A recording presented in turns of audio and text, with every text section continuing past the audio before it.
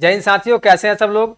दोस्तों आज हम लोग आर्ट ऑफ टीचिंग पीवाईक्यू का क्लास नंबर 32 करने वाले हैं। तो सभी साथी अंतिम तक बने रहे, क्योंकि दोस्तों आज के क्लास में हम लोग काफी मुख्य प्रश्न को देखेंगे जो आपको सीधे परीक्षा में देखने को मिलेंगे। तो मेरे साथियों, जो भी साथी चैनल को सब्सक्राइब नहीं किए हैं, चैनल को सब्सक्राइब कर दे, वीडियो को लाइक कर दे और अपने दोस्तों में शेयर कर दे। तो दोस्तों आइए हम लोग बिना समय गवाए आज की कक्षा शुरू करते हैं। तो आइए मेरे साथियों, देखिए क्वेश्चन नंबर 1 सभी साथियों को दिख रहा होगा, स्क्रीन पर आ चुका है। सभी साथी इस क्वेश्चन को ध्यानपूर्वक पढ़िए और इसका जवाब कमेंट बॉक्स में लिखिए। और उससे पहले सभी साथियों से आग्रह है कि एक पेन और पेपर लेकर के बैठिए और जो भी क्वेश्चन आपको मेरे साथी स्क्रीन पर दिख रहा है, इसका सही जवाब आप लोग अपने पेपर पे नोट डाउन करते जाइए और मुझे अंतिम में कमेंट करके बताइएगा कि आपका सही स्कोर कितना आ रहा है। तो दोस्तों आइए हम लोग क्वेश्चन नंबर 1 देखते हैं। इसमें बोला गया है जीवन पर्यंत शिक्षा की अवधारणा देती है। बताइए मेरे साथी, जीवन पर्यंत शिक्षा की अवधारणा क्या देती है? तो ऑप्शन नंबर ए में बोला है कहीं भी, किसी तरह, किसी समय अनुभवों से शिक्षा मिल रही है। बात तो सही बोल रहा है। फिर बी में क्या बोला है? एक विश्वविद्यालय उपाधि प्राप्त करने हेतु आयु सीमा से मुक्ति। देखिए दोस्तों, ये भी बात सही बोल रहा है। एक विश्वविद्यालय उपाधि प्राप्त करने हेतु आयु सीमा से मुक्ति, मतलब आप किसी भी एज में जाकर विश्वविद्यालय में पढ़ सकते हैं। ठीक है। पृथ्वी में पूर्ण जीवन यापन के लिए शिक्षा, ये भी बात सही है। डी में बोला है सभी आयु के लोगों को शिक्षा देने के लिए कार्यक्रम, ये भी बात मेरे साथ ही सही है।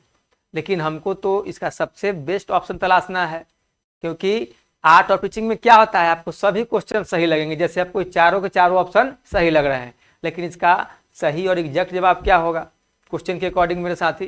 तो सबसे सही और एग्जैक्ट जवाब option number A is the right answer.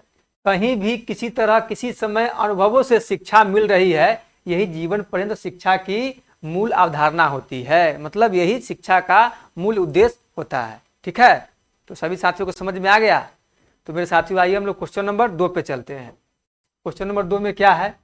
परिवार बच्चे को शिक्षा देता है। बताइए मेरे साथी, परिवार बच्चे को कैसे शिक्षा देता है? तो ऑप्शन नंबर ए में है औपचारिक रूप से, बी में है अनौपचारिक रूप से, सी में है जानबूझकर और डी में है नियमित रूप से। बताइए मेरे साथी, परिवार बच्चे को शिक्षा देता है किस प्रकार की? तो मेरे साथी ये देता है अनौपचारिक रूप से। Option number B is the right answer. अनौपचारिक रूप से शिक्षा कौन कौन देता है? तो मेरे साथ ये देता है परिवार, समाज या समुदाय,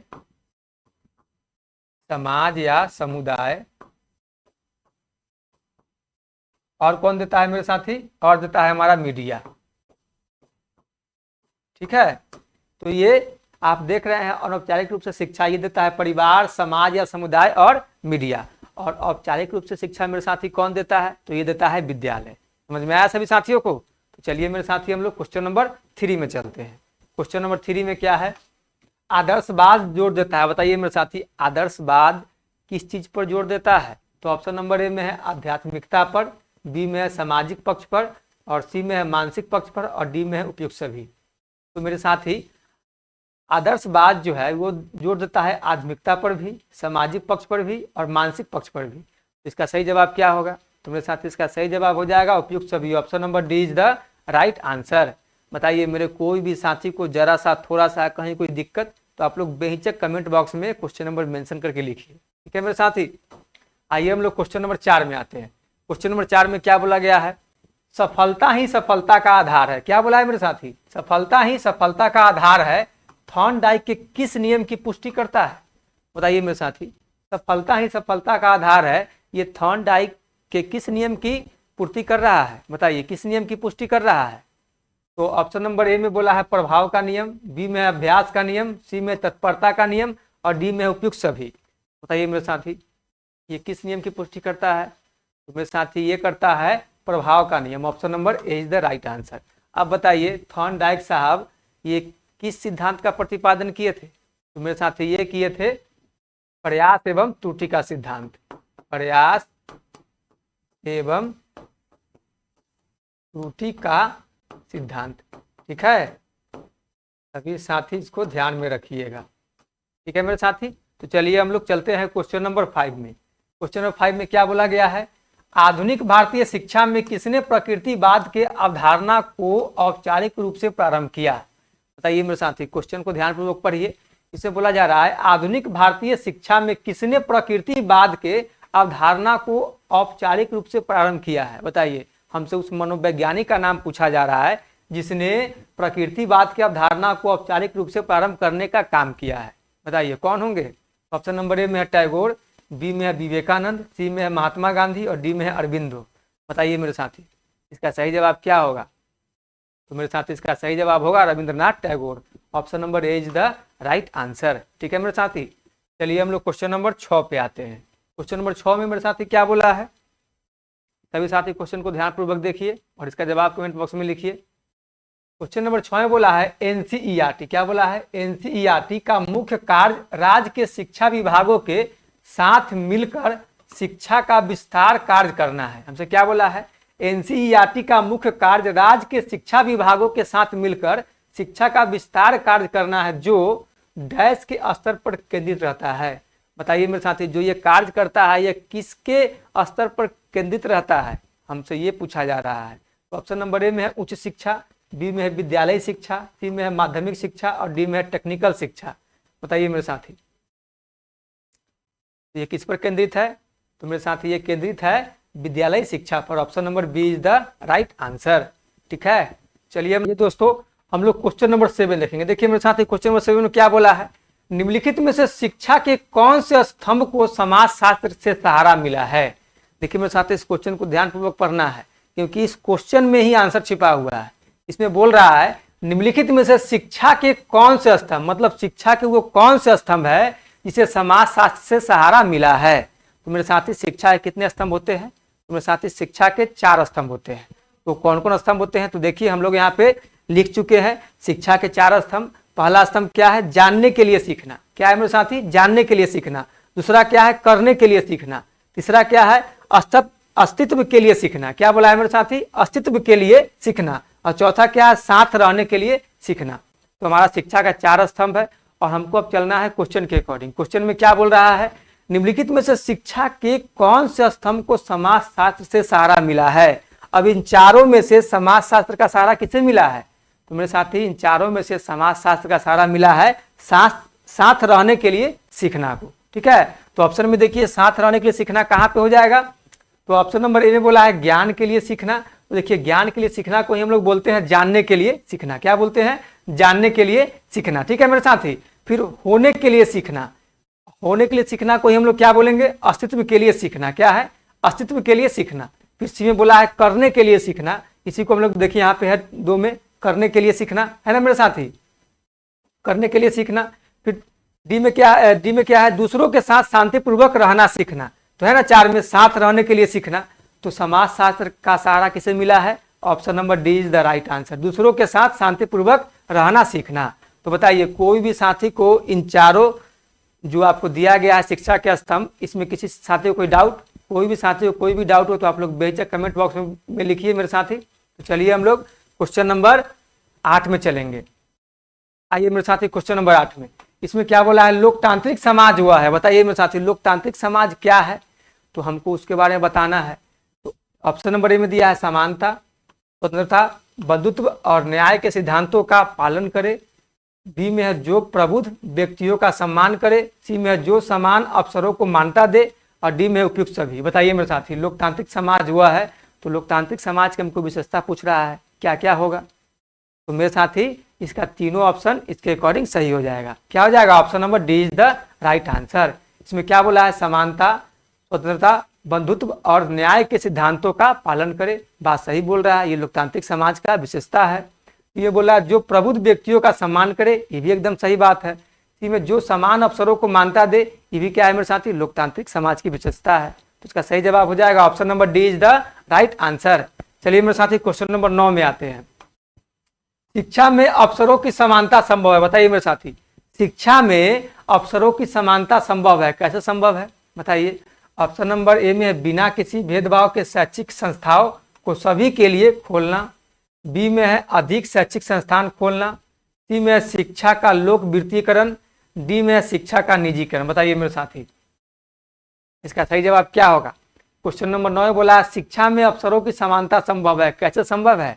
तो ये संभव होगा बिना किसी भेदभाव के शैक्षिक संस्थाओं को सभी के लिए खोलना। Option number A is the right answer. ठीक है मेरे साथी, तो चलिए हम लोग क्वेश्चन नंबर 10 में आते हैं।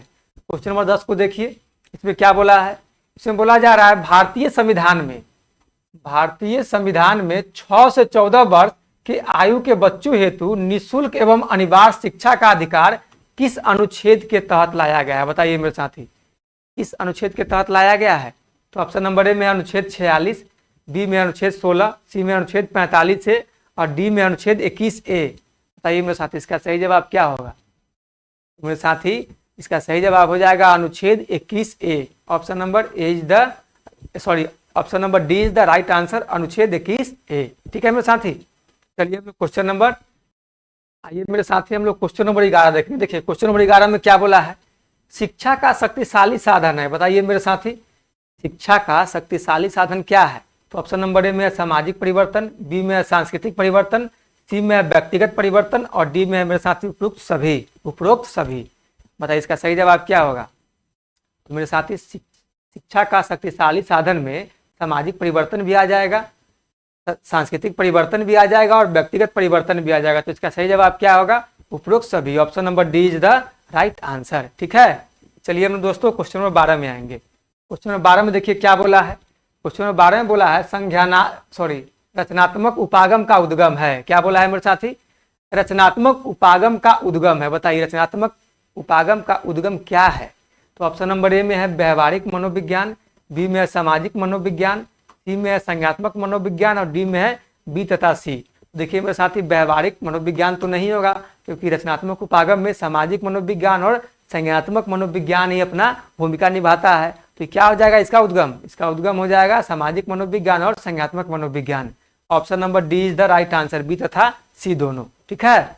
तो चलिए क्वेश्चन नंबर 13 में आते हैं। क्वेश्चन नंबर 13 में साथी क्या बोला है, बालक के विकास में सबसे महत्वपूर्ण कारक है। बताइए बालक के विकास में मेरे साथी सबसे महत्वपूर्ण कारक कौन होंगे। ऑप्शन नंबर ए में है बालक का भौतिक एवं नैतिक वातावरण, बी में है परिवार की सामाजिक एवं आर्थिक स्थिति, सी में है माता पिता का शैक्षिक एवं सामाजिक स्तर, डी में है बालक का सामाजिक आर्थिक एवं बौद्धिक वातावरण। बताइए मेरे साथी, बालक के विकास में सबसे महत्वपूर्ण कारक कौन है। तो मेरे साथी, इसका सही जवाब हो जाएगा option number D is the right answer, बालक का सामाजिक आर्थिक एवं बौद्धिक वातावरण। ठीक है। तो चलिए हम लोग क्वेश्चन नंबर 14 देखेंगे। मेरे साथी, क्वेश्चन नंबर 14 में देखा जाए, इसमें क्या बोला जा रहा है, विद्यार्थियों में समस्या समाधान योग्यता के पोषण का एक महत्वपूर्ण तरीका है। बताइए मेरे साथी, क्वेश्चन नंबर 14 में बोला है विद्यार्थियों में समस्या समाधान योग्यता के पोषक का एक महत्वपूर्ण तरीका है। वह महत्वपूर्ण तरीका क्या है। तो ऑप्शन नंबर ए में है आलोचनात्मक अभिवृत्ति निर्माण को उत्प्रेरित करना, बी में है उन समस्याओं पर बल देना जो उनके लिए वास्तविक है, सी में है औपचारिक तार्किक तकनीक का प्रशिक्षण देना, डी में है उत्तर देने या स्वीकार करने से इनकार करना। बताइए मेरे साथ, इसका सही जवाब क्या होगा। मेरे साथी, इस क्वेश्चन के अकॉर्डिंग इसका सही जवाब हो जाएगा option number A is the right answer, आलोचनात्मक अभिवृत्ति निर्माण को उत्प्रेरित करना। यही विद्यार्थियों में समस्या समाधान योग्यता के पोषक का एक महत्वपूर्ण तरीका माना जाता है या है। ठीक है। चलिए हम लोग क्वेश्चन नंबर 15 में चलते हैं। क्वेश्चन नंबर 15 में मेरे साथी क्या बोला है, परामर्शदाता की कौन सी विशेषता सबसे महत्वपूर्ण है। बताइए मेरे साथी, परामर्शदाता की कौन सी विशेषता सबसे महत्वपूर्ण है। अब परामर्शदाता कहने का मतलब क्या होता है मेरे साथी, जो काउंसलर होता है, जो आपकी काउंसलिंग करता है। तो मान लीजिए आपको कोई समस्या है और आप किसी काउंसलर के पास जाते हैं, तो कैसा काउंसलर होना चाहिए, तो वही हमसे पूछा जा रहा है कि उसकी विशेषता क्या होनी चाहिए। तो ऑप्शन नंबर ए में बोला है प्रशिक्षित, बात सही है, वो एकदम ट्रेंड होना चाहिए, तभी तो जब आप उसके पास अपनी समस्या लेकर जाएंगे तो वो उसका समाधान बताएगा। ठीक है। फिर हो जाएगा बी में गोपनीयता, तो ये बात सही है, जो भी आप उसको समस्या बताएंगे उस चीज़ को वो गोपनीय रखे, मतलब जो आप उसकी अपनी बातों को उसके सामने रख रहे हैं, जो आप अपनी समस्या उसके सामने रख रहे हैं, वो अपने तक ही सीमित रखे, किसी के साथ शेयर ना करे। तो ये गोपनीयता भी होनी चाहिए। तो बात सही बोल रहा है। व्यक्ति की मर्यादा में विश्वास, मतलब वो जो आप काउंसलर के पास जा रहे हैं, वो काउंसलर हर एक व्यक्ति की गरिमा को ध्यान में रखे, उसकी मान प्रतिष्ठा को ध्यान में रखे। तो ये भी बात क्या हो जाएगा, इसके अकॉर्डिंग सही हो जाएगा। तो हमसे पूछा है परामर्शदाता की कौन सी विशेषता सबसे महत्वपूर्ण है, ये तीनों विशेषता सबसे महत्वपूर्ण है। तो कौन हो जाएगा, option number D is the right answer, इनमें सभी। चलिए मेरे साथी क्वेश्चन नंबर 16 में आते हैं। क्वेश्चन नंबर 16 में क्या है, ब्रेल का प्रयोग किया जाता है। बताइए मेरे साथी, ब्रेल का प्रयोग कहाँ किया जाता है और क्यों किया जाता है, बताइए। तो ए में है बधिर व्यक्तियों के लिए, बी में है नेत्रहीन व्यक्तियों के लिए, और सी में है विकलांग व्यक्तियों के लिए, और डी में है विशेष व्यक्तियों के लिए। तो मेरे साथी ब्रेल का प्रयोग किया जाता है नेत्रहीन व्यक्तियों को पढ़ाने के लिए। बात समझे कि नहीं? ब्रेल का प्रयोग किया जाता है नेत्रहीन व्यक्तियों को पढ़ाने के लिए। ठीक है, तो ये हो जाएगा नेत्रहीन व्यक्तियों के लिए। Option number B is the right answer. ठीक है, चलिए क्वेश्चन नंबर 17 में आते हैं। क्वेश्चन नंबर 17 में क्या बोला है? अवसर वंचित बच्चों को पढ़ाने की उपयुक्त विधि है। बताइए मेरे साथी, अवसर वंचित बच्चों को पढ़ाने की उपयुक्त विधि क्या है? बताइए इन चारों में से क्या ऑप्शन होगा? तो ऑप्शन नंबर ए में है अच्छे साधनों का उपलब्ध होना, बी में है सकारात्मक दृष्टिकोण एवं बच्चों के लिए धैर्य, सी में है बच्चों के अवधारणा को ऊंचा उठाना, और डी में है बी और सी दोनों। बताइए मेरे साथी इसका सही जवाब क्या होगा? तो मेरे साथी अवसर वंचित बच्चों को पढ़ाने की उपयुक्त विधि हो जाएगा सकारात्मक दृष्टिकोण एवं बच्चों के लिए धैर्य। बात सही है। तो बच्चों के अवधारणा को ऊंचा उठाना, ये बात सही है। तो इसका सही जवाब क्या होगा? बी और सी दोनों। Option number D is the right answer.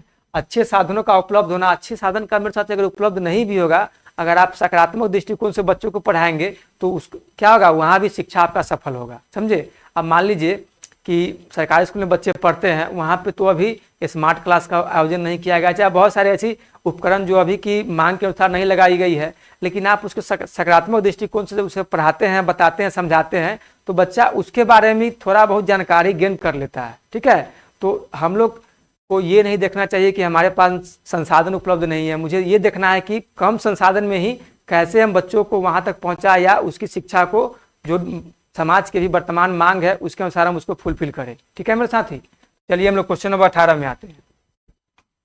Bihar शिक्षा परियोजना की शुरुआत हुई। बताइए बिहार शिक्षा परियोजना की शुरुआत कब हुई है? तो ए में है 1990, बी में 1991, सी में 1992 और डी में 1998। बताइए मेरे साथी बिहार शिक्षा परियोजना की शुरुआत कब हुई?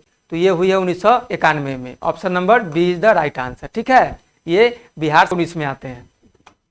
माध्यमिक शिक्षा आयोग के अध्यक्ष कौन थे? बताइए मेरे साथी माध्यमिक शिक्षा आयोग के अध्यक्ष कौन थे? तो ये थे डॉक्टर मुदालिया, और option number A is the right answer. ठीक है मेरे साथी, ये एकदम क्या है, फैक्चुअल जवाब है, फैक्चुअल क्वेश्चन है, तो इसमें सीधा आपको इनके नाम याद रखने होते हैं। आपसे अगर पूछा गया कि माध्यमिक शिक्षा आयोग के अध्यक्ष कौन है, तो आपको सीधा एकदम याद होना चाहिए डॉक्टर मुदालिया। ठीक है, तो चलिए मेरे साथी हम लोग क्वेश्चन नंबर 20 में आते हैं। क्वेश्चन नंबर 20 में क्या बोला है? ज्ञान मीमांसा मुख्य रूप से संबंधित है। बताइए मेरे साथी ज्ञान मीमांसा मुख्य रूप से किससे संबंधित है? ऑप्शन नंबर है शिक्षा के लक्ष्यों से, पाठ्यचर्या से, अनुदेशन विधियों से, और डी में अध्यापक की भूमिका से। बताइए मेरे साथी तो ज्ञान मीमांसा मुख्य रूप से संबंधित होगा कैसे? तो ये होगा संबंधित आपको अनुदेशन विधियों से। क्या होगा मेरे साथी? अनुदेशन विधियों से। चलिए क्वेश्चन नंबर 21 में हम लोग आते हैं। दोस्तों हम लोग क्वेश्चन नंबर 21 देखेंगे। देखिए मेरे साथी क्वेश्चन नंबर 21 में क्या बोला है, सभी साथी इस क्वेश्चन को ध्यानपूर्वक पढ़िए और इसका जवाब कमेंट बॉक्स में लिखिए। देखिए क्वेश्चन में बोला है निर्माणात्मक मूल्यांकन योग देता है। तो मेरे साथी निर्माणात्मक मूल्यांकन क्या योग देता है? सबसे पहले हम समझेंगे कि निर्माणात्मक मूल्यांकन कहते किसको है। तो मेरे साथी हम लोग इसको रचनात्मक मूल्यांकन के भी नाम से जानते हैं, और इसको अंग्रेजी में फॉर्मेटिव असेसमेंट भी कहते हैं।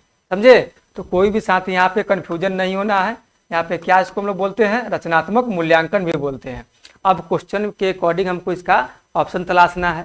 हमसे पूछा है निर्माणात्मक मूल्यांकन योग देता है, तो अब क्या योग देता है मेरे साथी? तो ऑप्शन नंबर ए बोला है पाठचर्या के प्रगतिशील आकार में। मेरे साथी एकदम बात सही बोल रहा है, ये पाठचर्या के प्रगतिशील आकार में ये अपना योग देता है। बी में बोला है पाठचर्या की प्रभावशीलता में। तो मेरे साथी एकदम सही बोल रहा है, ये पाठचर्या की प्रभावशीलता में भी अपना योग देता है। सी में बोल रहा है श्रेणीकरण एवं प्रमाणीकरण में। तो मेरे साथी बहुत सारे हमारे दोस्तों, बहुत सारे साथियों का जवाब हुआ कि नहीं सर ये श्रेणीकरण एवं प्रमाणीकरण में ये अपना योग नहीं देता है, लेकिन मेरे साथ ये पॉजिटिव सेंस में आपको देता है। कैसे देता है?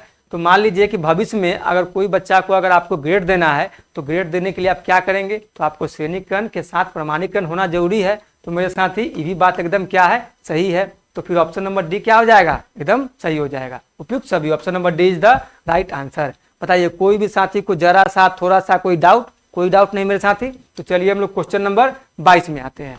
क्वेश्चन नंबर 22 में क्या बोला है? भारतीय दूरस्थ शिक्षा है। बताइए भारतीय दूरस्थ शिक्षा क्या है मेरे साथी? तो ऑप्शन नंबर ए में अधिगम उन्मुख, बी में बाजारों उन्मुख, सी में अनुभव उन्मुख, और डी में है ये सभी। बताइए भारतीय दूरस्थ शिक्षा क्या है मेरे साथी? तो भारतीय दूरस्थ शिक्षा होता है अधिगम उन्मुख, बाजारों उन्मुख, अनुभव उन्मुख। तो ये क्या हो गया? तीनों हो गया। तो इसका सही जवाब क्या होगा? ये सभी। Option number D is the right answer. चलिए मेरे साथी हम लोग क्वेश्चन नंबर 23 में आते हैं। क्वेश्चन नंबर 23 में क्या बोला है, पाठचर्या क्रियान्वयन संबंधित है। पाठचर्या क्रियान्वयन किससे संबंधित है मेरे साथी, मेरे सखा, मेरे बंधु। ऑप्शन नंबर ए में मूल्यांकन, बी में शोध, सी में परिवर्तन और डी में उपरोक्त सभी। बताइए मेरे साथी तो सही जवाब क्या होगा। पाठचर्या क्रियान्वयन संबंधित है किससे, तो मेरे साथ ये हो जाएगा मूल्यांकन से भी, शोध से भी, परिवर्तन से भी। तो इसका सही जवाब क्या होगा, उपरोक्त सभी। Option number D is the right answer. Option number D is the right answer. ठीक है मेरे साथी, बताइए कोई भी साथी को जरा सा, थोड़ा सा, कहीं भी, लेकिन किंतु परंतु कोई डाउट तो लोग बेहिचक कमेंट बॉक्स में लिखिए, क्वेश्चन नंबर मेंशन कर दीजिएगा मेरे साथी। आइए हम लोग क्वेश्चन नंबर 24 में आते हैं। इसमें क्या बोला है, शिक्षा पर समान पहुंच संबंधित है मेरे साथी। शिक्षा पर समान पहुंच संबंधित है, बताइए कैसे। तो ऑप्शन नंबर ए में है एकीकृत शिक्षा के माध्यम से, बी में समावेशी शिक्षा के माध्यम से, सी में एक्सक्लूसिव शिक्षा के माध्यम से और डी में सामान्य शिक्षा के माध्यम से। तो मेरे साथी शिक्षा पर समान पहुंच संबंधित है समावेशी शिक्षा से, इंक्लूसिव क्लासरूम से, इंक्लूसिव एजुकेशन से। ठीक है मेरे साथी, तो option number B is the right answer. ठीक है, तो चलिए हम लोग क्वेश्चन नंबर 25 में चलते हैं। आइए दोस्तों हम लोग क्वेश्चन नंबर 25 देखेंगे। देखिए मेरे साथी क्वेश्चन नंबर 25 में क्या बोला है, ग्लूकोमा कारण है। बताइए मेरे साथी ग्लूकोमा क्या कारण है। ग्लूकोमा सबसे पहले है क्या है मेरे साथी, तो ग्लूकोमा एक नेत्र रोग है जो आंख के अंदरूनी दबाव को बढ़ाता है। क्या करता है मेरे साथी, जो आंख के अंदरूनी दबाव को बढ़ा देता है। और ग्लूकोमा क्या है, एक प्रकार का नेत्र रोग है। ठीक है, तो अब क्वेश्चन में हम लोग को बताना है, ए में दृष्टि बाधिता, बी में श्रवण बाधिता, सी में मानसिक मंदता और डी में स्वलीनता। तो मेरे साथी न स्वलीनता होगा, न मानसिक मंदता होगा और न ही श्रवण बाधिता होगा। तो क्या होगा, क्योंकि ग्लूकोमा एक नेत्र रोग है तो ये हो जाएगा दृष्टि बाधिता। Option number A is the right answer. ठीक है, क्योंकि ये आंख के अंदरूनी दबाव को बढ़ा देता है। ठीक है मेरे साथी, तो चलिए क्वेश्चन नंबर 26। आइए दोस्तों क्वेश्चन नंबर 26 हम लोग देखते हैं। क्वेश्चन नंबर 26 में क्या बोला है, विद्यालय के बाधा मुक्त वातावरण में शामिल है। बताइए मेरे साथी विद्यालय के बाधा मुक्त वातावरण में क्या शामिल है। तो ऑप्शन नंबर ए में है साइड रेलिंग के साथ रैंप, बी में है ग्राउंड फ्लोर पर कक्षा कक्ष, सी में अनुकूलित फर्नीचर और डी में उपरोक्त सभी। बताइए मेरे साथी, तो हमको तलाशना है विद्यालय के बाधा मुक्त वातावरण में शामिल है। तो बाधा मुक्त वातावरण में साइड रेलिंग के साथ रैंप भी शामिल है, ग्राउंड फ्लोर पर कक्षा कक्ष, बात सही है मेरे साथी। ग्राउंड फ्लोर पर कक्षा कक्ष होगा तो सभी तरह के बच्चा वहां पे आराम से बैठ सकेंगे, वहां तक अपना पहुंच सुनिश्चित कर सकेंगे।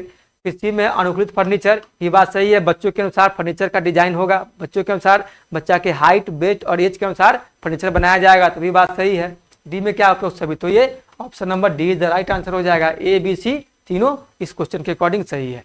तो मेरे साथियों आइए दोस्तों हम लोग क्वेश्चन नंबर देखेंगे 27। क्वेश्चन नंबर 27 मेरे साथी क्या बोला है, वाइगोत्स्की के अनुसार सीखने को अलग नहीं किया जा सकता। बताइए मेरे साथी, हमसे पूछा जा रहा है कि वाइगोत्स्की के अनुसार सीखने को अलग नहीं किया जा सकता।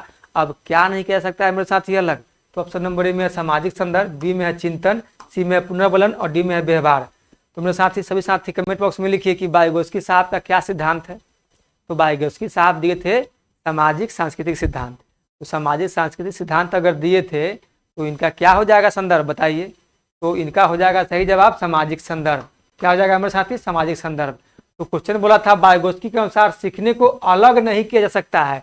किस चीज को अलग नहीं किया जा सकता है, तो सामाजिक संदर्भ को मेरे साथी अलग नहीं किया जा सकता है। तो इसका सही जवाब हो जाएगा option number A is the right answer. तो आइए मेरे साथी क्वेश्चन नंबर 28 में, इसमें क्या बोला गया है, भारतीय शिक्षा के पाठचर्या का निर्माण मुख्यतः प्रभावित होता है। बताइए भारतीय शिक्षा के पाठचर्या का निर्माण मुख्यतः प्रभावित होता है किससे होता है। तो ऑप्शन नंबर ए में है बाल मनोविज्ञान, बी में अध्यापक का व्यक्तित्व, सी में क्या है मेरे साथी अध्यापक का व्यक्तित्व, सी में परिवार संरचना और डी में संवैधानिक उपबंध। बताइए मेरे साथी इसका सही जवाब क्या होगा। क्वेश्चन के अकॉर्डिंग मेरे साथी इसका सही जवाब हो जाएगा बाल मनोविज्ञान। भारतीय शिक्षा के पाठचर्या का निर्माण मुख्यतः प्रभावित होता है बाल मनोविज्ञान से। ठीक है, चलिए हम लोग क्वेश्चन नंबर 29 में आते हैं मेरे साथी। आइए दोस्तों अब हम लोग क्वेश्चन नंबर 29 देखेंगे मेरे साथी। देखिए क्वेश्चन नंबर 29 में क्या बोला है, इसमें बोला है पाठ सहगामी क्रियाओं के प्रकार हैं। बताइए मेरे साथी इन चारों ऑप्शन में से पाठ सहगामी क्रियाओं के प्रकार कौन है। तो आइए हम लोग सभी ऑप्शन को ध्यानपूर्वक पढ़ते हैं और इसका जवाब तलाशते हैं। तो ऑप्शन में बोला है शारीरिक विकास संबंधी क्रियाएं। ऑप्शन नंबर ए बोला है मेरे साथी शारीरिक विकास संबंधी क्रियाएं, बी में बोला है साहित्यिक क्रियाएं, ये बोला है कला संबंधी क्रियाएं और डी में बोला है उपरोक्त सभी। बताइए मेरे साथी पाठ से आगामी क्रियाओं के प्रकार इसमें से कौन होगा? मेरे साथ ही ऑप्शन नंबर ए बोला है शारीरिक विकास संबंधी क्रियाएं, तो ई भी पाठ से आगामी क्रियाओं के प्रकार में शामिल है। बी में बोला है साहित्यिक क्रियाएं, ई भी पाठ से आगामी क्रियाओं के प्रकार में शामिल है। ऑप्शन नंबर सी में कला संबंधी क्रियाएं, ई भी पाठ से आगामी क्रियाओं के प्रकार में मेरे साथ ही शामिल है। तो इसका सही जवाब क्या होगा? Option number D is the right answer, उपरोक्त सभी। बताइए कोई भी साथी को जरा सा थोड़ा सा कहीं कोई डाउट तो हम लोग बेहिचक कमेंट बॉक्स में लिखिए। मेरे साथ ही आइए हम लोग क्वेश्चन नंबर 30 देखेंगे। देखिए क्वेश्चन नंबर 30 में क्या बोला है? सुकरात की विधि आधारित है। मेरे साथी इस क्वेश्चन को ध्यान पूर्वक सभी साथी जवाब दीजिएगा, क्योंकि ये क्वेश्चन बार बार परीक्षा में रिपीट होते हैं। क्वेश्चन नंबर 30 में बोला है सुकरात की विधि आधारित है, तो बताइए मेरे साथी सुकरात की विधि किस पर आधारित होती है? तो हम लोग ऑप्शन में देखते हैं। ऑप्शन में बोला है आज्ञापन, बी में बोला है परिचर्चा, सी में बोला है वार्तालाप और डी में बोला है प्रश्न पूछना। मेरे साथ इसका सही जवाब क्या होगा? तो मेरे साथ इसका सही जवाब हो जाएगा वार्तालाप। Option number C is the right answer. लेकिन सभी साथियों को इसमें कंफ्यूजन होगा। बहुत सारे साथी का कमेंट आएगा कि नहीं सर वार्तालाप नहीं होगा, प्रश्न पूछना होगा। लेकिन हम लोग इस पर थोड़ा सा चर्चा कर लेते हैं कि आखिर वार्तालाप क्यों होगा और प्रश्न पूछना क्यों नहीं होगा। तो मेरे साथी सुकरात की विधि को हम लोग कहते हैं सोक्रेटिक डायलॉग। क्या बोलते हैं? Socratic dialogue.